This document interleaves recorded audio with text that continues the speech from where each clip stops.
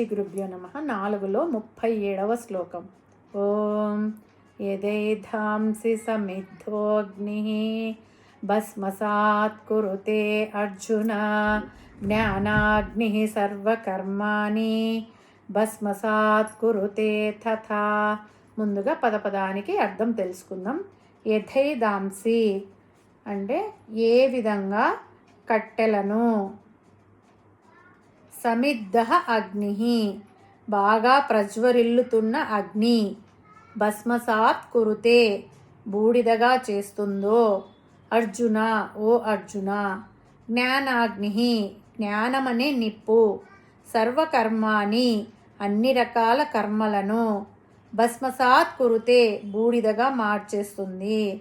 పరమాత్మ ఏమంటున్నాడంటే, బాగా మండుతున్న అగ్నిలో తనలో వేసిన ఎండిపోయిన కట్టెలను ఏ విధంగా భస్మం చేస్తుందో అదే సామర్థ్యంతో ఈ జ్ఞానమనే అగ్ని సర్వకర్మలను భస్మం చేస్తుంది.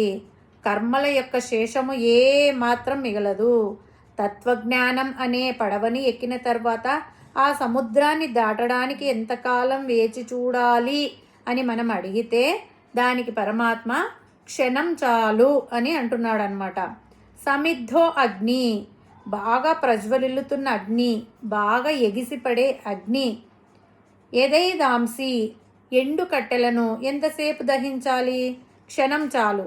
అదేవిధంగా ఈ జ్ఞానాన్ని కూడా మనము చేసుకున్న సర్వకర్మలను, పుణ్యపాపాలన్నింటినీ కూడా భస్మసాత్ కురుతే పూర్తిగా భస్మం చేసేస్తుంది. ఏమీ మిగిల్చదు, ఆలస్యం చేయదు. మనం దుఃఖంలో ఉన్నాము, ఆ దుఃఖం పోవాలంటే జన్మ రాకూడదు. జన్మ రాకూడదు అంటే కర్మలు, కర్మబంధనములు ఉండకూడదు. కర్మబంధనములు ఉండకూడదు అంటే జ్ఞానం కలగాలి. ఈ జ్ఞానం అనే అగ్నిలో ఈ కర్మబంధనములను కాల్చివేయచ్చు. అగ్ని కూడా ఎటువంటిది అంటే సమిద్ధో అగ్ని బాగా మండుతున్న అగ్ని అంటే నివురు గప్పిన నిప్పు కాదు. జ్ఞానము కూడా మానవునిలో ఆ మాదిరి ప్రజ్వరిల్లుతూ ఉండాలి. ఇంకొక పదం కూడా వాడారు, సర్వకర్మాని అని. సకల కర్మలు, ఆ కర్మల వలన కలిగిన బంధనములు అంటే మానవుడు ఎటువంటి కర్మ చేసినా సరే ఆ కర్మల వలన కలిగే బంధనములను జ్ఞానము తొలగిస్తుంది. జ్ఞానం అంటే ఏమిటి? ఆత్మతత్వమును తెలుసుకోవడం.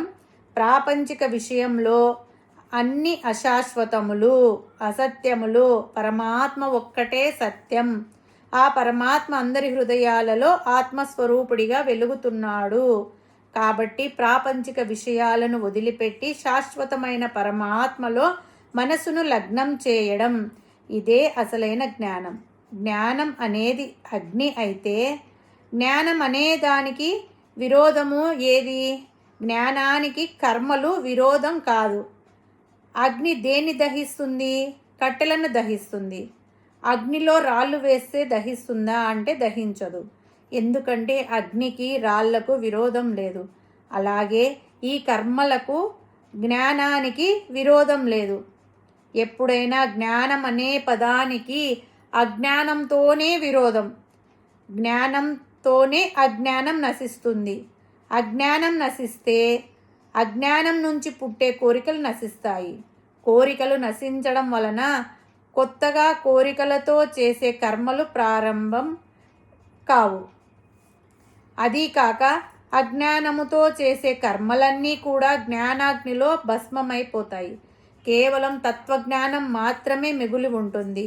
ఆ తత్వజ్ఞానం వలన శాశ్వతమైన ఆనందం కలుగుతుంది. ఏ రకంగా తత్వజ్ఞానం కర్మలను దహిస్తుంది? అసలు కర్మలు ఎన్ని రకాలు ఉన్నాయి? ఏ ఏ కర్మలను ఈ తత్వజ్ఞానం దహిస్తుంది అనే విచారణను బాదరాయణ మహర్షి గారు బ్రహ్మసూత్రాలలో చాలా విస్తారంగా చెప్పారు. వారు ఈ కర్మలను 3 రకాలుగా విభాగం చేశారు. ఒకటి, మనం ఈ జన్మను ప్రారంభించుకోవడానికి తీసుకున్న కర్మ. ఈ జన్మ ప్రారంభం కావడానికి కొన్ని కర్మలు ఉపయోగపడతాయి. వాటిని ప్రారబ్ధ కర్మలు అంటారు. ఈ ప్రారబ్ధ కర్మలు అనేది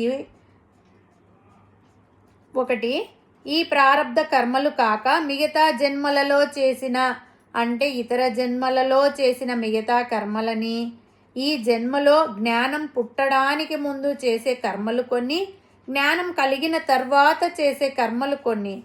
ఒకసారి జ్ఞానం కలిగితే సంచిత కర్మ పూర్తిగా పోతుంది, అసలు మొలకెత్తదు.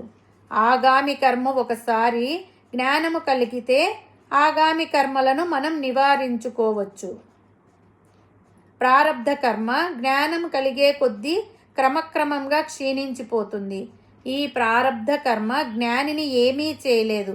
అంటే జ్ఞాని బయట ప్రపంచంలో ఏమి చేసినా అతనికి ఆ కర్మబంధనములు అంటవు. కాబట్టి ఈ జనన మరణ చక్రంలో నుండి బయటపడదలుచుకున్న వారు ముందు కర్మయోగము, తర్వాత జ్ఞానయోగము అవలంబించి కర్మలను, ఆ కర్మల వల్ల కలిగే బంధనాలను జ్ఞానము అనే అగ్నిలో దగ్ధం చేయాలి.